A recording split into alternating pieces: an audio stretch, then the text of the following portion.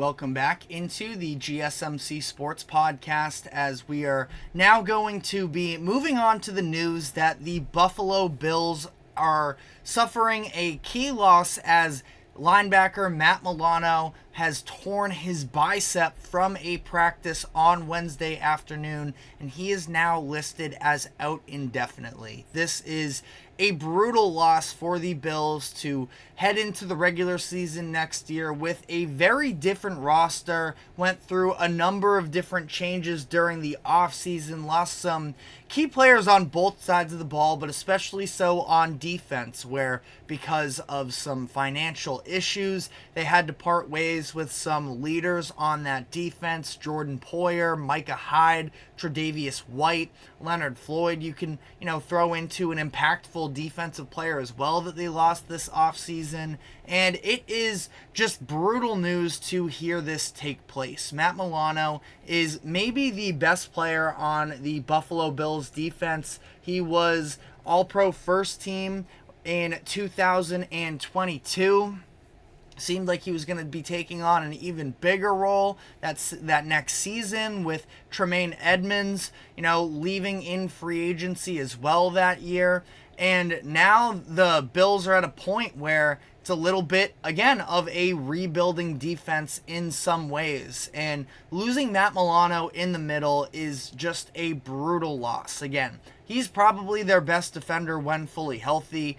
Love Ed Oliver as well, but really, Milano is both the leader with his skill, and it feels like, at least from afar, in the locker room. And as things currently stand, it's looking like December is sort of the goal for being able to bring him back at that point. When we are looking at December, we're looking around like week 13 to week 17. The playoffs start early in January, so the hope would be that you can get a few games under his belt leading up into the playoffs. But again, a lot of unknown right now with this development. And it stinks so much for Milano, who last year, like I mentioned, was expected to take on a bigger role in 2023 and ended up breaking his leg in October to miss the majority of the season there. So,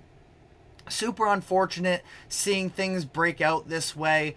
Ultimately, the Bills, I think a lot of people, I've probably been higher on the Bills than a lot of people, considering, yes, I do understand that they lost a lot last offseason, but if you have Josh Allen and your offense is, still good enough and you have an identity on defense, Josh Allen might just be enough to carry you to 10 wins a year, which is definitely still in the cards. But last year, while Milano was out, the Bills did sort of have to scratch and claw their way to get back into postseason contention, which they did, and ultimately they ended up the year by having a great chance. But something that definitely would have helped them in that playoff game against the Chiefs was having Matt Milano available to them.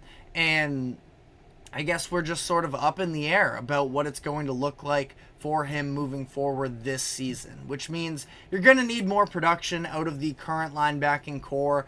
Thought that Terrell Bernard had an overall pretty good season last year. It's going to be a lot on Dorian Williams, who is a bit of an unknown overall with, how things are going to work out here with the Bills. Just played his rookie season last year and appeared in every game for them, but really wasn't asked to do all that much. Only 40 total tackles on the season, so he's going to be thrown into a role that I'm sure they were not anticipating. So I think that this defense could definitely be in sort of rough shape for at least the regular season until Matt Milano gets there. I think that this is just about as impactful of a loss that the Bills could have suffered outside of Josh Allen. And I don't think that that's hyperbole, really. Matt Milano's a baller when he's on the field, which is why, again, Josh Allen just being there might be enough to get you to 9-10 wins. And if that's the case and they're able to get Matt Milano and he is feeling healthy for the playoffs, I'm sort of back on the Bills to some degree as well, but this is definitely a real blow to them. And again, I had sort of talked myself back into them, that especially in that secondary, I feel like by the end of it, we were seeing a secondary that had leaders 100% in Poyer and Micah Hyde and Tre'Davious White, but a lot of health issues there, specifically looking at White.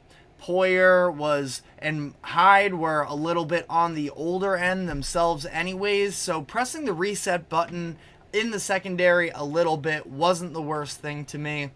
They went and they got Rasul Douglas in the trade deadline last year from the Packers. Taron Johnson, I think, is a solid cornerback option as well, so it's not like their secondary is going to be Swiss cheese, but it's definitely, not a stronger group, and now your front seven as well takes as impactful as a hit as you possibly could have had there.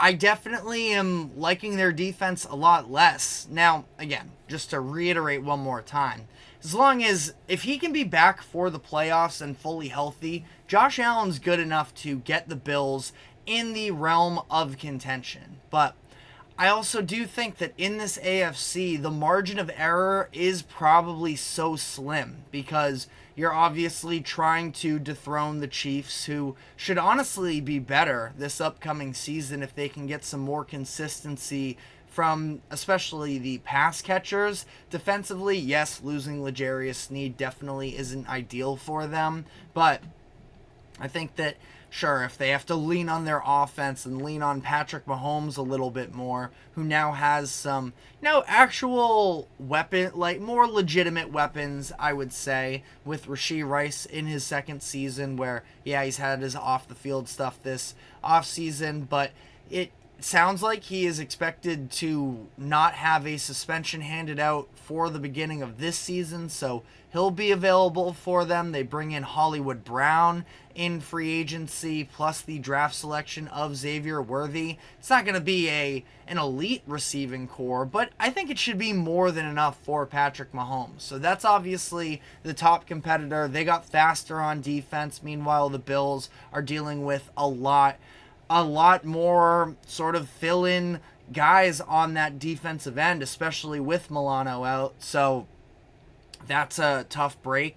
Kind of a positive break for the Bills last year was the fact that the Bengals weren't really in contention necessarily. And, the bigger break probably being that Aaron Rodgers got hurt early on in the year, just for the sake of the division being wide open. But a lot of people are on board with the Jets again this upcoming year, that they should be able to have a bounce back season as long as Aaron Rodgers is healthy, which, and productive, which is definitely in the realm of possibility.